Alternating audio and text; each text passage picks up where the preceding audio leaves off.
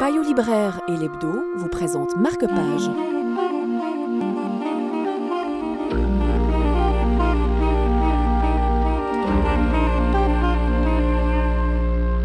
Le commissaire Erlandour, personnage phare des romans policiers d'Idri Nasson, est en congé sabbatique. C'est pour cette raison que pour cette nouvelle enquête, ce sera le commissaire Ellinborg qui mènera l'enquête. En plus d'être une fameuse enquêtrice, Ellinborg est une passionnée d'art culinaire, ce qui va se révéler efficace tout au long de son enquête pour découvrir le coupable. Effectivement, sur les lieux du crime, à côté du cadavre, on a retrouvé un châle empreint d'une odeur aux épices venues d'Inde. Et Ellinborg va découvrir que cette épice n'est autre que le tandoori, petit ingrédient qu'elle utilise souvent pour ses mets culinaires. Mais le vêtement ne semblait pas franchement neuf, et il n'était pas sûr qu'il l'aimait ou que ce soit.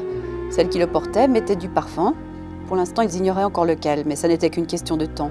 On ira enquêter au prix des commerçants qu'il proposait à la vente. Il se dégageait également du tissu une forte odeur de tabac, probablement due à la fréquentation des bars et des discothèques. On pouvait par ailleurs imaginer que sa propriétaire fumait. Ronolfour avait un peu plus de 30 ans, la femme qu'il avait rencontrée devait être à peu près du même âge. C'était une brune aux cheveux courts. Ce qui avait été trouvé sur les lieux du crime l'était également. Ce n'est pas la peine de présenter Arnaldur Indridason.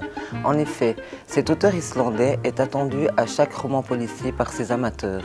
Malgré le fait que son personnage fétiche n'est pas au centre de l'histoire, les ingrédients sont là pour en faire un magnifique polar plein de suspense. Entre le rohypnol, les mensonges et les parties de cache-cache, ce roman nous tient en haleine jusqu'à la dernière page. Payot Libraire et l'Hebdo vous ont présenté Marque-Page.